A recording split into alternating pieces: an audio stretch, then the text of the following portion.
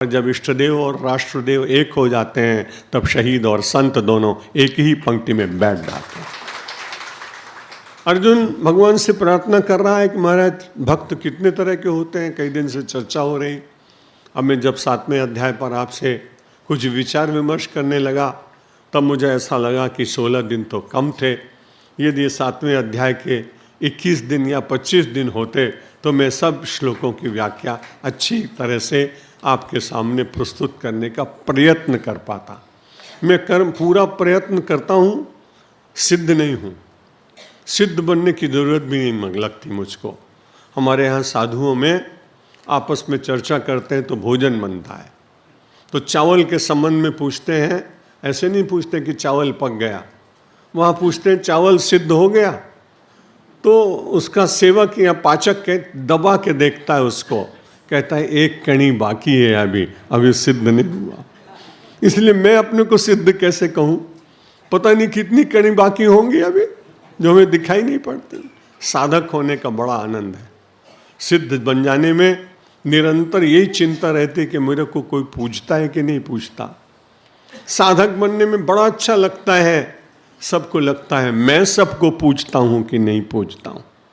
सिद्ध सब लोगों से आदर प्राप्त करना चाहता है और साधक सबको आदर देना चाहता है, इतना ही अंतर है।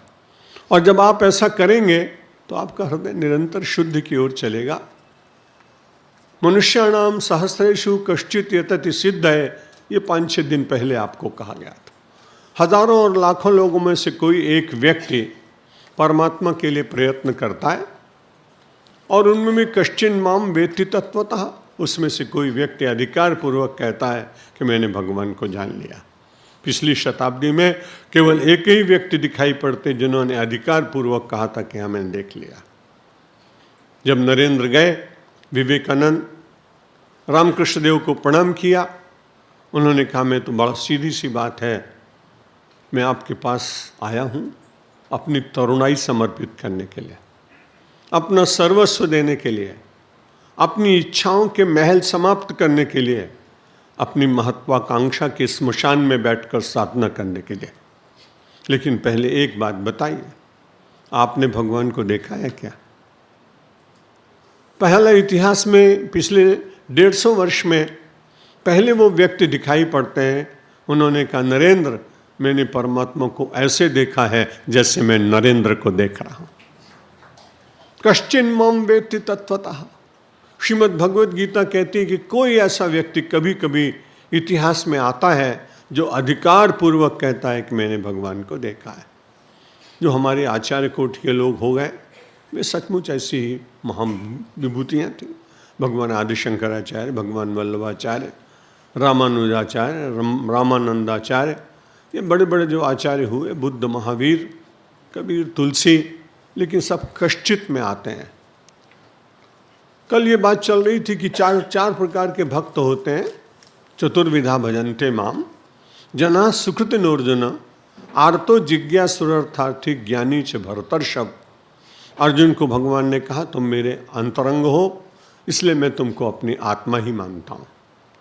कालिदास को सरस्वती जी ने कहा था तुम सरस्वती ही हो, इसलिए तुम मुझसे अलग नहीं हो। लेकिन संसार में परमात्मा कितना भी कहे कि आप मेरी शरण में आ जाओ, आदमी के भीतर प्रलोभन की वृत्ति बहुत रहती। अगर कोई सरल सा उपाय मिल जाए, हम लोग रोज ही करते हैं ऐसा। राजमार्ग से जाते जाते किसी को देखा कि एक आदमी छोटे से रास्ते से होकर जा रहा है। दूसरे ने उससे पूछा कि तुम सीधे रास्ते से नहीं गए? बोला नहीं साहब, मैं तो शॉर्टकट से गया। उपासना में भी लोगों को शॉर्टकट चाहिए, वो जल्दी से जल्दी कैसे कुछ मिल जाए। लेकिन जल्दी से जल्दी कुछ जो मिलता है वो कई बार व्यक्ति को उतना नहीं दे पाता जितना उसको मिलना चाहिए। इसलिए साधना का मार्ग तो धैर्य का मार्ग है, और उसमें चलने के लिए कामस्तैर्हृत ज्ञाना, नाना प्रकार की कामनाओं के द्वारा व्यक्ति का ज्ञान अपहृत कर लिया जाता है। ज्ञान तो सबके भीतर है लेकिन आच्छादित है। स्फुल्लिंग तो सबके भीतर है लेकिन उस पर अज्ञान की राख चढ़ी हुई। उसको विवेक के पवन के द्वारा हटाना पड़ता है। फिर भी भगवान कहते हैं चलो कोई नहीं, उन लोगों से तो अच्छा ही है कि कामना पूर्वक भी भगवान की ही इच्छा कर रहा है।